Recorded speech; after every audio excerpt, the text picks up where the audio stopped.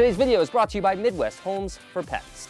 Many of you have requested tips on working with nervous or anxious dogs, and many of you have also requested tips on interpreting dogs' body language. Now, the two kind of go hand in hand, so we'll attempt to address both of those in today's video. You see, Millie, the rescue dog, is kind of nervous or apprehensive when she meets new people, especially men, as I found out a few days ago. Today, we're gonna try and help her get over this anxiety. Like me on Facebook to become a greater part of our community. Also subscribe right now so that you can keep up with all of the latest dog training advice I have to offer. If you understand that force-free training is not only more enjoyable, but more effective, help us strengthen that message by supporting us on patreon.com/ZachGeorge. Plus, you can find out how to hire me as your personal dog trainer wherever you live in the entire world. Check the description for details on that. Now let's go inside and meet Millie, Joey, and Amber Shea. Amber Shea, how did you come up with the name Millie? Well, my brother named my dog Kilo after a rapper, and I didn't like that. So I saw Kilo in the metric system, and I started naming all my animals after metric units. I love it. It's creative. It's a good science name. Do you ever call her Millimeter when she's in trouble or anything? Only when she's good and cute.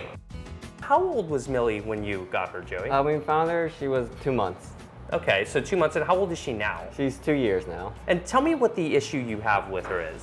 Well, whenever a new person walks to the house, especially a man, she's more apprehensive and she gets scared to see them go near them. She barks, her hair raises up. I was over here a few days ago and I could see she was really uncomfortable in my presence. I mean, when I stood up, for example, she was really thrown off by that. You could see her tail in between her legs and her ears back as she barked, indicating that she just really wasn't comfortable with a new person in her presence. But you don't notice the behavior as much with women, is that right? That's very true. This is a super common thing. You know, a lot of dogs are more intimidated by the presence of a man versus a woman. I mean, oftentimes they're bigger. Our goal needs to be getting Millie comfortable and creating good associations with strangers and people she doesn't know. Millie is upstairs right now.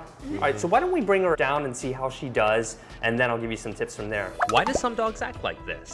There's a good chance that she may behave this way due to a lack of socialization at a young age, but it could also be genetic.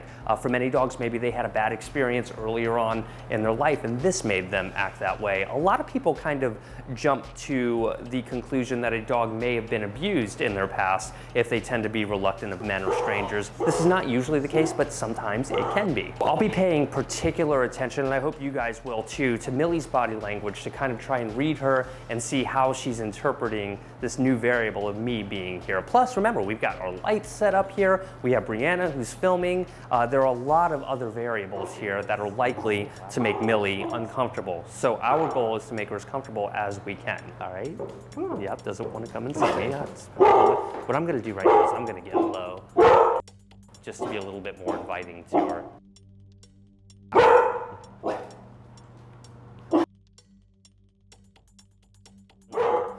Because, do you want this? And look at this, it's amazing what turkey will do. So that's a good sign straight away that she took treats from me. If a dog is really stressed, often they won't even take treats from you because they're nervous of you. Notice the wagging tail too. You see how her tail is wagging? That's more of a nervous tail wagging, kind of waving back and forth rather than wagging vigorously. So that means that she's a bit nervous. I'm also not going to force my eyes on her or encourage any strong eye contact with her right now. I'm actually gonna look away so I'm up here less threatening to her. You know, I'm very big on eye contact, but a dog like Millie may be quite nervous if you look at her in the eyes and force the eye contact. So it's important to be very understanding with that. Every dog is different.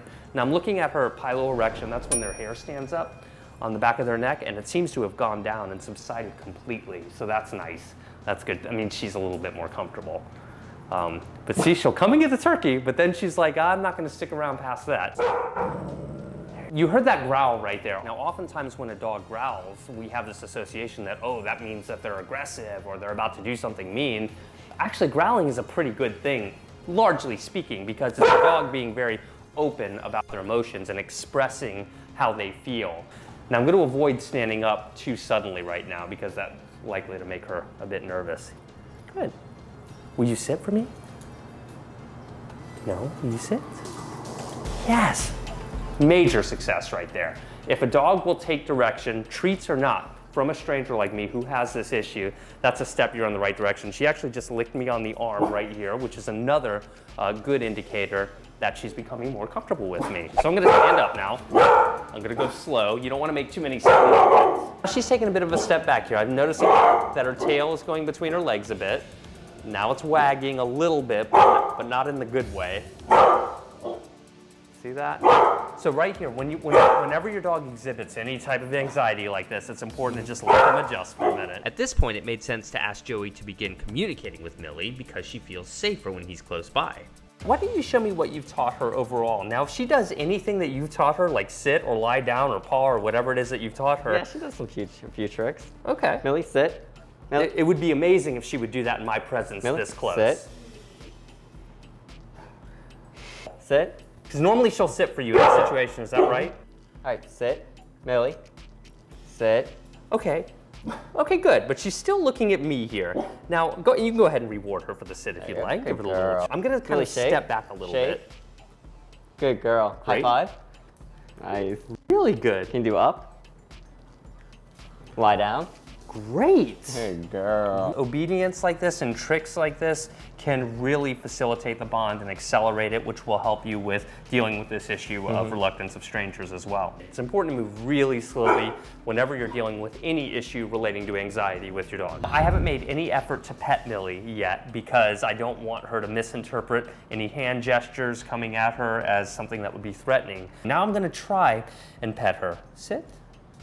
Good girl. I'm going to give her the treat. I'm going to pet her underneath the chin. We don't want to come on over our dog's head usually. See, I went to touch her. She's like, wait, I didn't see any turkey that time. I don't like you that much. Good girl. Very good. Nice work. I was able to touch her. Good girl. Yes, look at that. Nice little chin scratch. You know, one of the first things I like to do in order to set our dog up for success is to teach them how to look at us when we ask. Now, I wouldn't insist that she look at me right now because I make her a little bit uncomfortable just by virtue of being a stranger in her house. We can easily do this by simply holding up a piece of turkey like that, although she actually did look at me. And when you have eye contact, just tell her yes and give her the reward, letting her know that you like that she looked at you. Millie. Good. Good girl. Good. Now, rather than holding up a treat, you'll do something like this. Look at me. That was really good. Right there. So, you see? So just point up here or whatever hand signal you're comfortable with, but don't hold up a treat in your hand anymore. Millie. Yep. Good girl. Excellent. The reason we're teaching this is so that when she does become stressed or when she's in a situation, you can say, hey, Millie, look at me. I've got it under control. Everything's okay. And then you can begin calming your dog. I'd like to try an exercise here where we get her comfortable with relaxing on this awesome bed. This is actually a quiet time bed. It comes from Midwest Homes for Pets. I'll have the link in the description where you can get more information on this. These beds are wonderful as a standalone bed, or they're designed to fit in your crate.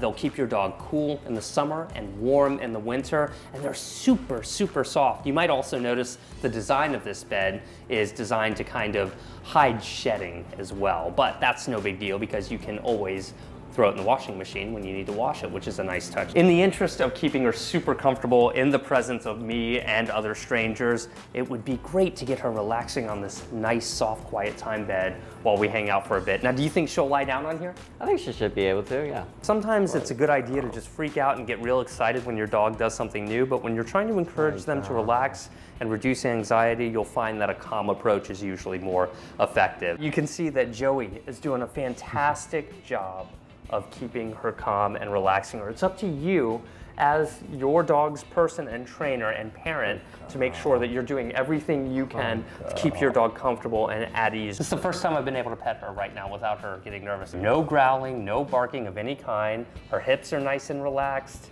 Her eyes would indicate that she's just fine here. She's enjoying herself. Amber Shay's over here playing with Millie, getting her into play mode. I wonder if we can get her playing tug with me. If we could, that would accelerate our progress tremendously. Because if a dog is willing to play with you when they're otherwise nervous of you, that's a good indicator that they're more comfortable. You can see, look at her, she's in a goofy mood. She's like, Mom, get that toy. She's a little uncertain, but you can see she's a lot more comfortable. She's in a playful mood. There we go, there's the tug. That's what I'm looking for. Tug of war is a really natural game for dogs to play, and if you can get them playing tug, that's a surefire sign that they're very comfortable with you. Look at you, get that. Just because she might be comfortable with me doesn't mean she's going to be comfortable with all strangers moving forward. So you'll have to take it on a case-by-case basis. Eventually, the hope is that your dog will generalize calm, acceptable behavior. Reducing anxiety is a weeks to months long process for most dogs. Micro bits of progress are all you're looking for. If you enjoyed this video, make sure you click thumbs up. Also visit our sponsor, Midwest Homes for Pets, and check out the Quiet Time Vet. The link will be in the description. Like me on Facebook and help support videos like this in the future by visiting us on patreon.com/ZachGeorge. Okay guys, we'll see you in the next video. Good job guys. Thank you. Learn how to teach your dog tricks with Beignet the trick dog, or watch Lucy the shy dog learn how to become more confident. Do you need help with getting your dog comfortable with taking a bath? Piper the Aussie is super cute, and that's a great video too. If you haven't seen extreme leash pulling with Lafitte, holy cow, you definitely have to check that one out, but it's about 20 minutes or so, so be prepared to kick back and enjoy.